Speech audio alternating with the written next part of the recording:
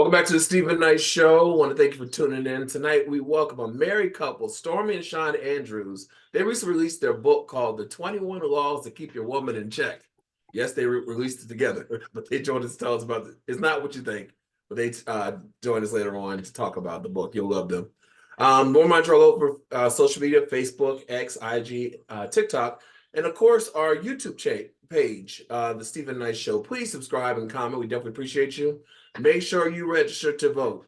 Please do. I'm scared every day I go on social media and I see these people. Anyway, but yeah, it's African American Music Month, Men's Mental Health Month, and LGBTQ Pride Month. And also this week is Juneteenth. So make sure you celebrate all that you celebrate.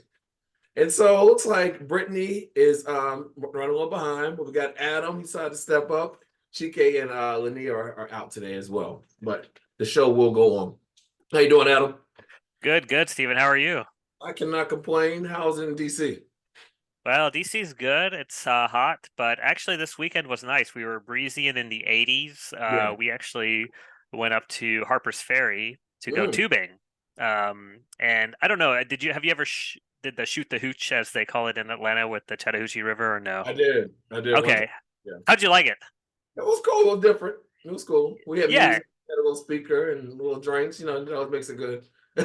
yeah. Well, we really enjoyed But it. Yeah.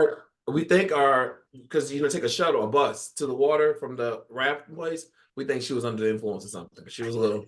But go ahead. Oh God, yeah, you don't want that for sure. But yeah, it was fun. It's nice, relaxing, like you said. You just kind of chill. You can put some Mhm. music on. There are people just kind of standing there. They built like 8 tube trains and everything Yeah. like that. But I think it's the last good weekend before these 90-degree days come. Yes, yes. It was hot here as well. But it was a good weekend for rafting for sure. Well, our question of the day is because we have a president who's a felon running. Do you think felons should be able to vote? So yes, and actually, in DC and other states and some other states, if you're incarcerated, you can vote. Mm, And so there's actually there's each state there's a lot of states with different rules. For example, if you're a felon while incarcerated, you can't vote, but once you're out of incarceration, you can vote. yeah. Some require like a time period, like while you're off parole and everything like that. But yeah, I mean, this is a country built on voting and rights. And even though at DC we don't have any representation in Congress and we don't Yeah. get the rules, yeah, I think felons should vote Yeah. or should be able to. I They think should probably vote especially too. Yeah. I think especially if you you fulfill your obligations, like the punishment for your crime. Brittany, thank you for joining us. Do you think felons should be able to vote? I think it should be stipulations on it, like levels to the felony that you had, a certain amount of mm, like if you're having to like get reacclimated out to the world and stuff like Mhm. that, you have to complete some classes or something. I think you should have to go through, it should be a leveling to it and a certain amount of like reacclimation to society, I think. Yeah. Well, tweet us at home. Let us know. Do you think a felon should be able to vote? Stephen I Show SHO. All right. So Governor Wes Moore of Maryland signed an executive order on Monday, wiping out more than 175,000 convictions related to marijuana. According to a report from the National Organization from the Reform of Marijuana Laws, Maryland joins Biden administration, 9 other states, and many cities where officials have taken action to pardon people convicted of low-level marijuana offenses. Typically, the names of people who are eligible for a mass pardon are publicly punished. However, Maryland officials have decided to acknowledge the pardons with a notation of the court dockets of each individual case in an attempt to help them with the barrier that folks with marijuana convictions usually face. What do you think about this? Adam, do you think it was a good move by Governor Moore?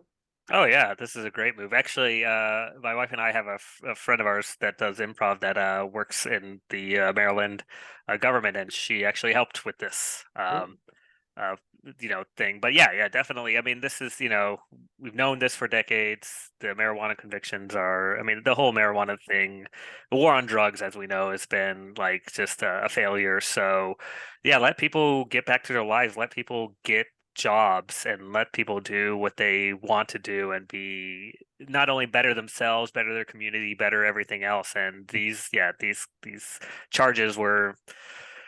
It's good that they're dropped. The charges, I don't know. I can't speak for all of them each case specifically, but yes, this is good news. Especially in Maryland when marijuana is legal. That's why they did it, because it's now. Exactly. Yeah. It's exactly. Yeah. Brittany, what do you thought? It's a good decision. I agree with Adam. I do think that like when I was living in DC area, they had even stopped drug testing in Virginia for jobs to kind of like allow more opportunities. So I think like, yeah, it allows more people to have less nonviolent crimes on their record and then a lot more like job opportunities afterwards. So yeah, I mean, I think, I would wish the rest of the world would catch up. Yes, I agree. All right, well, on Monday, a judge sentenced Bishop Lamor Whitehead to 9 years in prison for scamming a member of his church out of her life savings, in addition to carrying out other scams. Judge Lorna Schofield handed down the sentence after hearing about Whitehead's misusing his position as pastor at the Leaders of Tomorrow International Ministries and carnacy to financially destroy victims. Now, New York Daily News reports, as previously reported, Whitehead was found guilty of 5 counts, including wire fraud, attempted extortion, lying to the FBI, and other charges connected to other financial schemes. One of the victims was a member of his congregation from whom Whitehead stole $90,000 after promising to help her find a home to live in. Now, Manhattan U.S. Attorney Damian Williams spoke of Whitehead's sentence in a statement. He said, Lamor Whitehead is a con man who stole millions of dollars in a string of financial frauds and even stole from one of his parishioners. He lied to federal agents and again to the court at his trial. Today's sentence puts him puts an end to the various schemes and reflects the office's commitment to bring accountability to those who abuse the position of trust. Now, this man, I don't know if you know this man has been going through this for on and on. He wears all the flashy clothes, talks junk to the people when they accuse him. But now he's been sentenced. Brittany, what do you think about the sentence? I think that 9 years. I think that it should be more, honestly. I really do feel like there was a church in Houston that did this to their senior citizens, where they scammed a lot of people out of money. And to just put capitalism in religion, I just feel like a lot of these pastors, taking are pushing people away from religion because they are over here playing with kids, taking people money, and just giving people a really bad name. There was one pastor who was like had Fendi and Gucci and was doing all kind of stuff, then got robbed. And I forgot who he was, but I think that was this guy. that was the same guy. Yeah, like come on now. Like I just feel like when you just do that, yeah, you should get more time. Because even the guy in Houston, he was taking people Medicare money and saying, or Social Security or something, and saying he was going to invest in it. I'm not going to say it. It was a church I used to go to, but yeah, I do think you should get a lot more time. Huh? You part of the scheme? No, I was not. I did not get rich. If she was part of the scheme, she would not be on the Stephen Knight show. I know. No, I did not get any benefits from that. How do we think about the 9-year sentence? Yeah, I agree with Brittany. It needs to be higher. I mean, this guy's been doing stuff since the mid 2000s, right? Like he's always, I don't. Again, like Brittany said, I don't.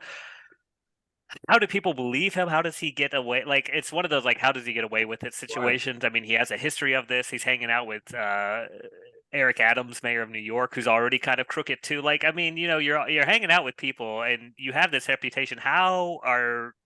You're giving too many people extra chances just to kind of rip you off and take advantage of you. And maybe that's, unfortunately, believers are easy to be swayed. And so I think he's found his target and he just kept getting away with it. So hopefully this kind of puts an end to all of it. When I was and to add to Adam's point, they like don't really learn when they get a slap on the wrist. Like he said, they Right. just keep doing it. So the church in Houston, he got in trouble and had to be fined and got a slap on the wrist with a little bit of time. And he put the church in his wife's name. So it could still stay in the family and they could still, it's like they don't really learn from it because it's just like a financial crime. It's like a white collar crime, like, do they get to vote? Right. When I was growing up, we had a family church we attended for many years. And one day they had this, new church fund. And the pastor was preaching his butt off, and everybody was donating their homes, their cars, donating large sums of money for this new home. Months went by. New church. Months went by, and church never got built. But he got a new home. He got new cars. His kids got new cars. Wife new cars. My mom had given her engagement ring. She went back to his house and got her engagement ring. Wow. Why would she do that? But she said that she learned in there that yes, it's great to go to church. It's great to have a relationship with your pastor, but your pastor is not God. Your relationship is one-on-one with God. You know what I mean? But that was a lesson for her that she learned. But you want to believe in these people. Yeah, that's the thing. The cult of personality, right? Like they're charismatic. They might be the way out, and they might be the salvation. And you ignore all the truth or the warning signs to get there. Absolutely. And senior citizens are more gullible. Like they're the ones on TV calling the 1-800 numbers by ice in the shape of a heart. You know what I'm saying? Like they're the ones that get. Come on now, y'all know who to pray on. Y'all getting out of. I like where you're going. I think we should ban senior citizens from owning phones. Right. They can't be trusted. They probably shouldn't drive either. But take away all their debit card access, no financial access. Yeah, absolutely. Yeah. Poor people. All right. Well, Donald Trump attended a roundtable with prominent Detroit leaders and received a warm welcome from well-known pastor Reverend, I won't say the word I was going to say, Lorenzo Swell and his congregation. The conversation was moderated by Byron Donalds, who is reportedly a possible pick to be Trump's VP. The state of Michigan is a battleground state, meaning that the state's votes could be won by either party. So this is a predominantly Black church, and I saw a clip, we have it on Instagram, and the pastor says to Trump that he is honored that he came because Obama never came to the hood, and Biden's never come to the hood. The fact you're here speaks. Well, maybe he forgot when Obama went to Emmanuel in South Carolina and sang Amazing Grace. And when Biden came to the Black church here in Atlanta, just to name a few. But anyway, people will do what they do. Brittany, what's your thoughts on these people shucking and jiving to? Trump might feel a little bit more comfortable now that he's a felon. Like, that's what he said. To go to the now that he's a felon, he feels right at home going to the hood. He said Black people wearing his shirt. I said I was gonna go to the polls and just write my name on the ballot. That's what I was gonna do. No, I was gonna vote for Brittany for 2024. I got into it with a Trump supporter, and the thing is, he's a friend of the show, and I don't know how he turned, but you would think he's on the payroll with Trump, and so I've started intentionally, because during the 2016 election, I posted a lot about politics because I couldn't believe that they would let this fool win the White House. And so, we were all shocked. He was shocked when he won. So this time I wasn't being that outspoken. But now when I watch the news and I see there is a chance this man can win, I want to make sure I'm very outspoken. So I posted this video of him talking about he couldn't see people in the audience. It was so dark. He only see the Black ones. And how the Black people love him because of his ever since he got his mugshot, and they even wear my mugshot. And so I posted and I said, this man is insane. I said, I can't believe anyone Black that's supporting this guy. Trump supporters commented, I ate him up. And people high-fiving me. What about the shoes? He said they love me because I got shoes now. Shoes, and because he's a felon.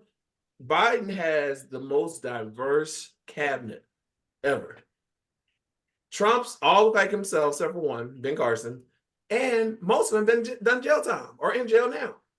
So it's like, who do you think this man is? Who is he? And I think if I have more respect that people are saying they like Trump for his economic stance, whatever that was, because he didn't even do that great. But if they said that, don't say it because that man, he doesn't believe that. He doesn't think that. He's not a racist. His own family said he was a racist. His own family and people who work with him have called him racist. So you're supporting a racist. Well, it goes back to your comment, cult of personality. People want to believe and they'll deny the truth, and they'll do whatever they can to think it's right, even if they're going to be hurt by it or anything. So yeah, it's crazy. I think Byron Donalds, the new Republican representative from Florida, he's trying to win votes. He's trying to win, and I think you mentioned it. He's vying for that VP slot. I don't think Trump's not going to pick a black man for his VP spot. First of all, Trump is not. His whole party's too racist-ish or adjacent to do that. So all these people trying to get this, they're not. He knows ahead of time who he's going to probably pick. Yes. So all these people trying, it is sad, and I think it's just like an attempt to kind of get into headlines and get attention. Yeah, it is.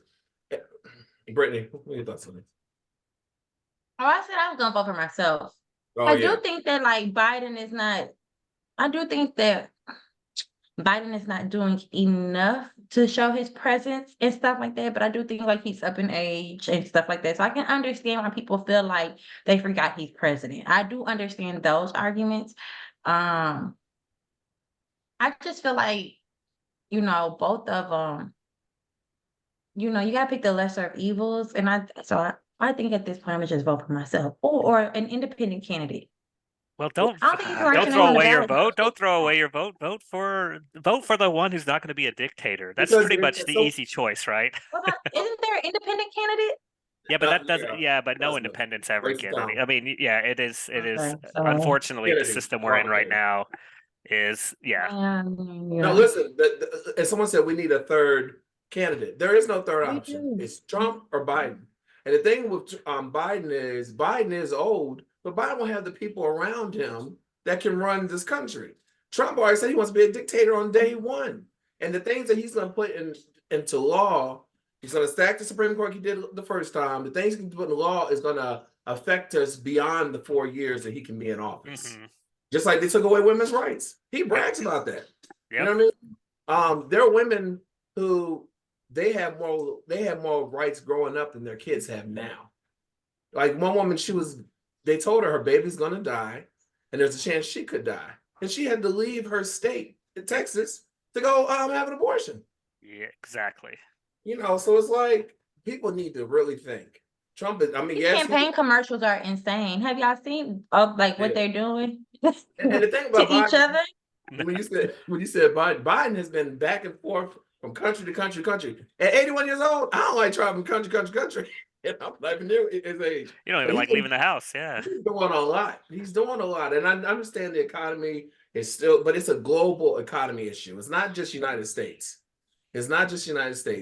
People are struggling all over. It's from the effects of the pandemic. Yeah, I mean, I'll say this. Biden may not be the best president or doing great, but I will vote for a rock on the side of the street over Donald Trump any day of the week. That's because the rock hasn't said he's going to be a dictator and go after his political opponents. Mm-hmm. So that's a pretty good starting point. Listen, my thing with Biden is he could have more presence. He could have more media. Watch the news. He's everywhere. What do you mean by presence?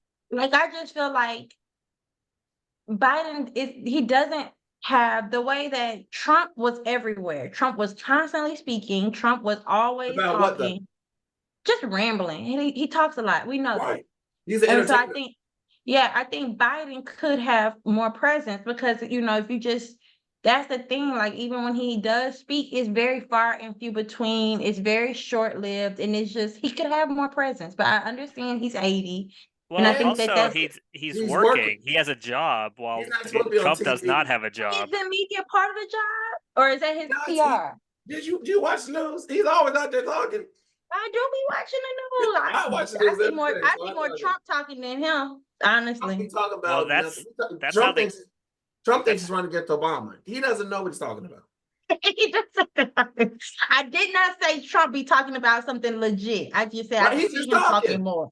He just He's be talking talking, right? about the sharks in the water and what are you talking Yeah. Well, what do you He want to talks hear? about judges. He talks about everybody. I Well, get it. what do you want to hear Biden talk about? I mean, what do you mean presence? You want him more in the news, but like in what aspect? Just like talking about trade regulations or talking about, Just a little bit policy? of everything. I feel like sometimes when you do hear about issues, you hear the other candidate before you even hear your Biden coming. Like it's just that I don't feel like I should hear more of Trump in loop than I do of my own president. Well, that's the media though, right? Like you Yeah. can't And blame I Biden on do that. think it is the media. So Yeah. I just think that Biden could have better media presence. And I understand He's he's on gonna probably TikTok. do and he's on TikTok. I'm not on TikTok, Yeah. but Ah, I And I do Instagram. think that he could have better media presence. And I do think that like I didn't agree with the fact that I know Kamala, the last time I saw her speak was about the unpaid medical debt. I felt like that was irrelevant to all the other issues going on. So I do feel like sometimes that yes, I understand they are working, but we have other issues and pertinent issues that they don't really, harp on the way other people Going do. to HBCUs to encourage Black voters to vote. She was just on the Sherry Shepherd show. She was just on The View. These people are working. You know what I mean? There's a video I posted on Instagram, and it asks people wonder what has the Biden Harris administration done for Black people. There's a whole list of things that they've done, and it's not just Black people because there's so many people in this country. But people always say, "Oh, they're not doing it for the Black people." What did Trump do for Black people? Nothing. Make a mockery of them. There's my African American. Y'all see him? Anyway. yeah. And I'll just add to this. In the end of the day, politics are supposed to be Yeah. boring, right? We're not They supposed to are. be like this is not supposed to be our entertainment. When Right. someone does trade policy or someone goes visits, this is the C-SPAN material. We Yes. shouldn't want some kind of like sound bites or entertainments or Instagram videos of Mhm. our political leaders. They should just be working on the boring political stuff. Yes. Y'all don't feel like Obama talked? I feel like I saw Obama a lot in the news. He talked, but I think, he was the first Black person, so there's probably more media coverage. You know what I mean? Yeah, But yeah. I mean, there are precedents and there are things that happen, but yeah, I mean, I think we're also, he also came out during the time that social media was rising. It's such a weird world that's yeah. been since Facebook's and MySpace and like really Twitter and everything like coming about, right? It's really changed the world in a lot of aspects, and I think a lot of that is you do get to see some of these people more often, but Yeah. I still think at the end of the day, if blah blah blah is talking about trade regulations in some country, that's C-SPAN material, and I don't need to, or NPR material that I don't need to like have forced on me. Yeah, I agree. Vote, y'all, please, and not for Trump. But real quick, so have you had a BFF that has told too much of your business? So Oprah, she always goes on CBS Mornings where Gail, her best friend, is one of the anchors, and she always does her book of our book club selection, and usually it's her and the author. Well, last week, it was last week, the author was on there, but Oprah couldn't be there. She was sick. And Gail told the audience that she really wanted to be here, but she had some kind of stomach virus and she had things coming out of both ends. But I won't go into too much detail. And she had to be hospitalized. You already went to too much detail. Anyway, so I remember when I saw it, thinking, what is she doing?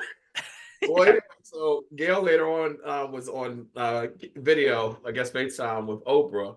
And she said, were you offended by what I said? And Oprah said, no, she wasn't. She said, I really wanted to be there. I just couldn't do it. But she said, I'm feeling better. Of course, the comments are saying too much Ozempic. Too much Ozempic. Do you think Gail overshared? Al?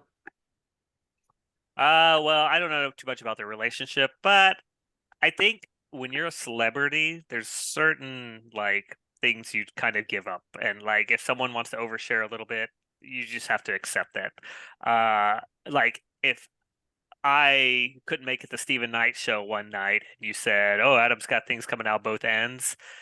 I even then I don't think I would care that much. because I have less care about stuff like that. Like, Yeah. I don't think anyone would really. I mean, yeah, as long as it wasn't too graphic, I think it would be fine. So I guess to answer your question in a long way, I think it's fine. To me, it was like she said she had things coming out both ends, but I won't tell too much. You just Yeah, that's the part where you're like, all right, well, too late. Brittany, what are your thoughts? Steven, don't ever tell nobody that about me. Yeah, we would have all kind of issues. Why would you even say that? No, we would. So you heard this. You heard it now. If Brittany doesn't show up to a Stephen Knight show, just assume the worst. Yeah, yeah, but he doesn't need to give the details. Correct. I wouldn't even text her one. Guess what? I can't make it because this. Just oh, well. Yeah. Like, I think Gail is trying to get people to watch her show. Didn't she have that controversy where COVID. she was saying, yeah, about Kobe? I think she's trying to get people to watch her show and she using her best friend to kind of help get her like clicks in. So, kudos to her because Gail and Oprah are best friends. And so Oprah had an amazing talk show and Gail, I think, was always kind of like in the shadows. So she keeps trying to get her best friend to get her some viewers. Let's talk about diarrhea. Yeah, by telling all the Oprah business. Tell us about Stedman. Are they still together? That's what I want to know. I actually saw a video this on TikTok. It was her, Stedman and Oprah. They were sitting at this restaurant, and Gail was on the other side, and this guy was playing the violin while they were eating. And Oprah was saying how great it was, and he was saying the violinist was saying, how Oprah gave him props, so he made it. So yeah, they're still together. They are still together. Okay, they just not gonna get married. Oprah said during COVID, they were asking some question, and she said she makes some black eyed peas and some cornbread for Stedman. It's on. I heard Stedman living his own now house we're getting too much information. Yeah. What'd you say, brother? Stedman living his own house in the bed. Yeah, she kicked him out there when he had COVID. He had to stay in that second. Okay. Yeah, so they've been together forever. Yeah. And Stedman got his own money. He doesn't have Oprah money, but he has his own money. What did he do? He was like this accomplished speaker and all these things that he did. But he's in financials, I believe. But yeah, really? I just always thought he was Oprah man. People don't, but he's very quiet. He's not in the forefront. So she went and got somebody with money. Okay. So they both are entitled in their own right. Exactly. Gotcha. Well, listen, thank you all for Hot Topics. When we come back, our interview with the Andrews right back after this.